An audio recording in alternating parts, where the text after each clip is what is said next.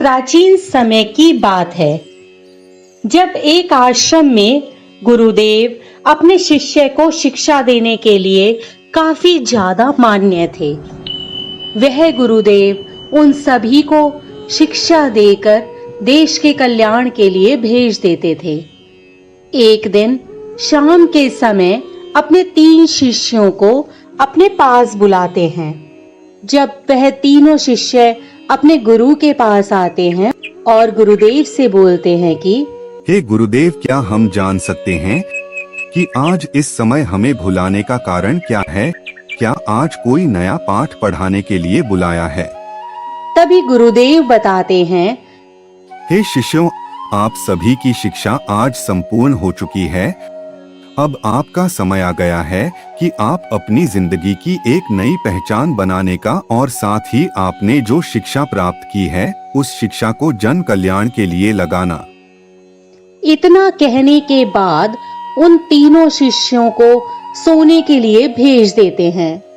रात के समय उन तीनों के साथ उनका एक दोस्त भी बैठ जाता है और बोलता है, कल से आप तीनों आश्रम से विदाई ले रहे हैं, क्या मैं भी आपके साथ चल सकता हूँ?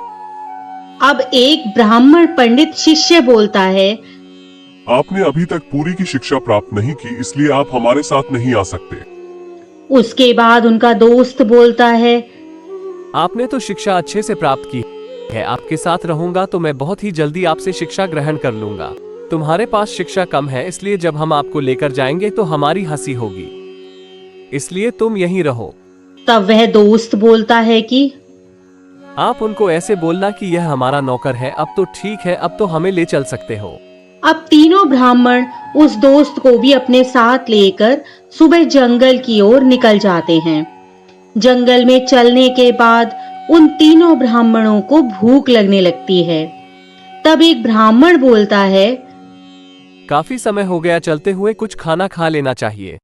वे तीनों ब्राह्मण उस पेड़ पर चढ़े फल को तोड़ना चाहते हैं। वह पेड़ ऊंचाई पर होने के कारण वह फल उनके हाथ नहीं लगते। तो उनका दोस्त बोलता है कि मेरे पास एक आइडिया है, इससे आप फल खा सकते हो। तब एक पंडित बोलता है, हमसे ज्ञानी नहीं हो जिससे आपके पास विचार है। उसके बाद उनका दोस्त उस पेड़ पर चढ़कर वह फल तोड़कर उन तीनों को खिलाता है। तब वह बोलता है कि मैं आपसे किताबी ज्ञान में कम हूँ, लेकिन किस समय किस ज्ञान का प्रयोग करना है उसका काफी अच्छे से ज्ञान है। उसके बाद वे तीनों आगे चलने लगते हैं। जंगल में काफी समय चलने के बाद उन्हें एक हड्डियों का कंकाल देखने को मिलता है। चारों ओर हड्डियों के कंकाल को देखकर वे चारों चर्चा करने लगते हैं कि यह हड्डियों का कंकाल किसका है। ये हड्डियां अलग अलग फैली हुई हैं। एक ब्राह्मण बोलता है कि यह शेर का कंकाल है। दूसरा बोलता है कि नहीं, ये किसी अन्य जानवर का है। ऐसे इसका पता नहीं लगेगा, इसका पता हम अपनी शिक्षा के माध्यम से ही लगा सकते हैं और मैं वह शिक्षा जानता हूँ जिससे इन सभी हड्डियों को एकत्रित करके कंकाल में बदल सकता हूँ। इसको साबित करने के लिए वह अपनी शिक्षा का उपयोग करते हैं जो उनके गुरु द्वारा दी गई थी। और वह पंडित बिखरी हुई हड्डियों को अपनी शिक्षा से एक कंकाल के रूप में तैयार कर देता है जो पहले उस जानवर का था। उसके बाद दूसरा पंडित बोलता है कि मेरे पास गुरुदेव के द्वारा दी ऐसी शिक्षा है जिससे मैं उस शिक्षा का उपयोग करके इससे ये पता लगा सकता हूँ कि यह कंकाल किसका है। उसने अपने गुरुदेव की शिक्षा का उपयोग करके उस कंकाल पर मांस और खाल लगा दिए, जिससे पता चल जाता है कि वह कंकाल एक शेर का है। उसके बाद वह उनका दोस्त बोलता है कि हम सभी यहाँ अपनी शिक्षा को खराब कर रहे हैं। हमें अपनी शिक्षा को जन कल्याण के लिए लगाना है, जो कि हमारे गुरुदेव ने बताया था। तब एक पंडित बोलता है कि हाँ, ये बात सही है, हम आगे बढ़ते हैं। तब एक पंडित बोलता है, वह बोलता है कि आपने अपनी शिक्षा का उपयोग किया है। मेरे पास एक ऐसी शिक्षा है जो आप सभी के पास नहीं है। यह शिक्षा केवल गुरुदेव मुझे ही दी है। वह बोलता है कि मैं शेर को वापस जीवन दान दे सकता हूं। इसके बाद उनका दोस्त बोलता है, यह प्रकृति के विरुद्ध है। हम इस प्रकार अपने शिक्षा नहीं खर्च कर सकते हैं। मैं आपका साथ इसमें नहीं दे सकता। यदि आप इसे जीवित करना चाहते हैं तो मैं यहां से कुछ दूरी पर चले जाता हूं। तुम डरपोक हो, तुम हमारे साथ नहीं चलोगे। उसके बाद तीसरे पंडित ने अपनी शिक्षा का ज्ञान उपयोग करके उस शेर को जीवन दान दे देता है। उनका दोस्त पीछे पेड़ के ऊपर चला जाता है। जब शेर जीवित होता है और उन तीनों पंडितों को देखता है तो शेर उन तीनों पंडितों को अपना भोजन बना लेता है और वह तीनों पंडित उस शेर का भोजन बन जाते हैं, जिस वजह से उन तीनों मूर्ख पंडितों की मृत्यु हो जाती है और उनका दोस्त बच जाता है। शिक्षा। मनुष्य के पास किताबीय ज्ञान के साथ साथ वास्तविक का ज्ञान का भी होना बहुत आवश्यक है।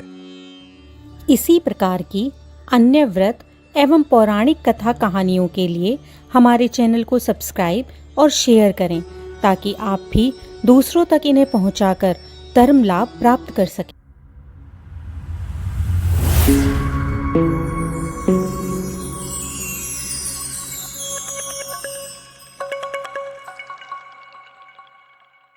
एक समय की बात है, एक छोटे से गांव में एक गरीब किसान अपने परिवार के साथ रहता था। उसकी मेहनत और ईमानदारी के लिए वो बहुत जाना जाता था। लेकिन एक दिन जब उसने अपने खेत में काम कर रहा था, उसकी नजर एक सोने की अंगूठी पर पड़ी। किसान ने सोचा, शायद सोने का अंगूठी है, मुझे ये अंगूठी अमीर बना सकता है। लेकिन उसी वक्त उसे याद आया कि अंगूठी शायद किसी का खोया हुआ है। उसने निर्णय लिया कि वो इसे अपने पास नहीं रखेगा।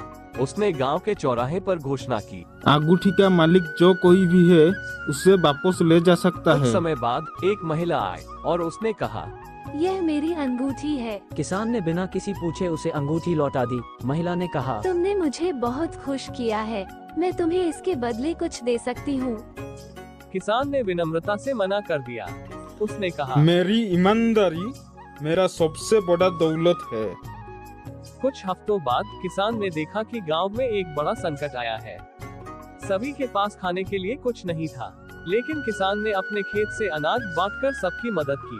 उसकी ईमानदारी और दयालुता के कारण गांव के लोग उसे बहुत प्यार करने लगे। इस कहानी से हमें ये सीख मिलती है कि सच्ची दौलत हमारी ईमानदारी और दयालुता में है।